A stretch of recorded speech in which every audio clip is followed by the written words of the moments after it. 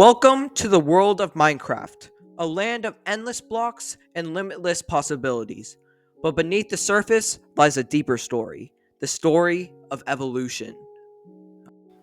Today, we'll explore natural selection, artificial selection, and the Hardy-Weinberg equilibrium, all through the lens of the Minecraft universe.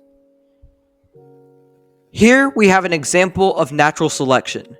We can see that the lighter bunny is able to go undetected while the bunny with the darker fur gets chased and caught. This is another example. This time, the scene has changed to a desert biome. The fact still stands that the lighter bunny is able to survive while the darker one dies due to selective pressures. Here's a simulation of Darwin's finches. You can see here that the redbird eats the small wheat seeds, the bluebird eats the medium-sized pumpkin seeds, and the whitebird eats the large seeds. Another example of natural selection in real life is the peppered moth story. It shows how moths evolved darker coloring during the Industrial Revolution because it helped them survive better on scute-covered trees.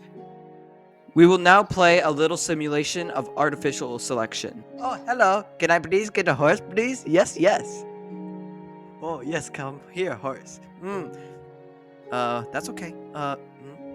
Please? Please? Yeah. Yeah. Now you're my friend. Oh, name tags. Oh, diamond horse armor. Yay! Oh, now your name is Johnny. Off into the distance we go. I'm back to get you, Johnny. Let's go. Let's go. Let's go. Yay! Yay! Oh, it's a cliff. I think we can make that jump. Huh? Ha!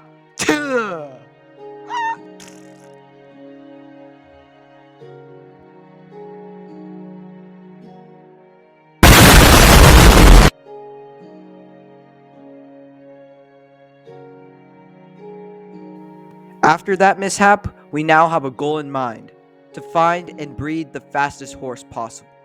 We conducted many trials to find the best horses and bred them to make a superstar. This is an example of artificial selection. Eat up, little guy. Yeah, now you're a big boy. Come with me. Let's take a ride.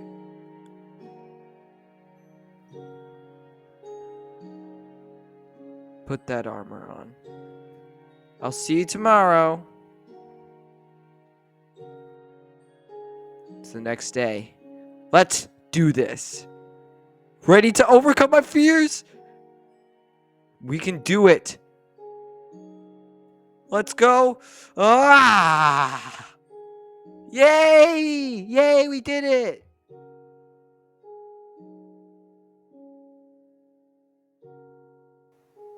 Artificial selection can be demonstrated through dog breeds. In Minecraft, dogs are naturally selected in their environment. However, in the real life, dogs are selectively bred for human-specific purposes. For example, huskies are great sled dogs. The Hardy-Weinberg equilibrium has two different equations, p plus q equals 1 and p squared plus 2pq plus q squared equals 1. Our first equation, p plus q equals 1, is for allele frequencies, where p is equal to the dominant allele and q is the recessive allele.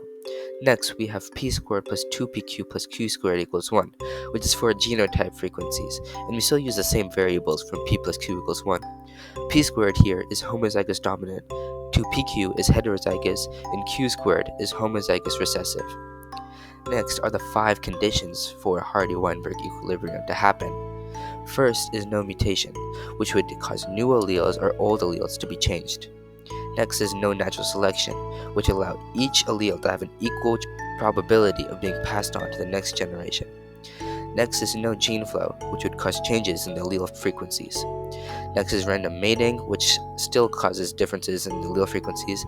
And last is extremely large population size, which would prevent genetic drift and other changes in allele frequencies. The Hardy-Weinberg principle is used in real life to predict the blood distribution into different alleles in the human population. The This is a simulation of a population not in the Hardy-Weinberg equilibrium. There's a 50% chance of having each allele. This means there's a 25% chance of being red, a 50% chance of being heterozygous for purple, and a 25% chance of being blue. Here, there are two predators who are hunting the red sheep because they are more distinctive.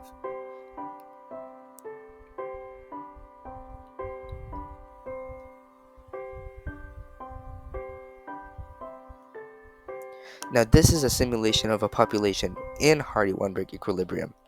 Here, there's an 80% chance of having the blue allele and only a 20% chance of having the recessive red allele. This means that there are only 4 red sheep. Here, the predators are having a lot harder time of finding the red sheep. And here, they kind of give up.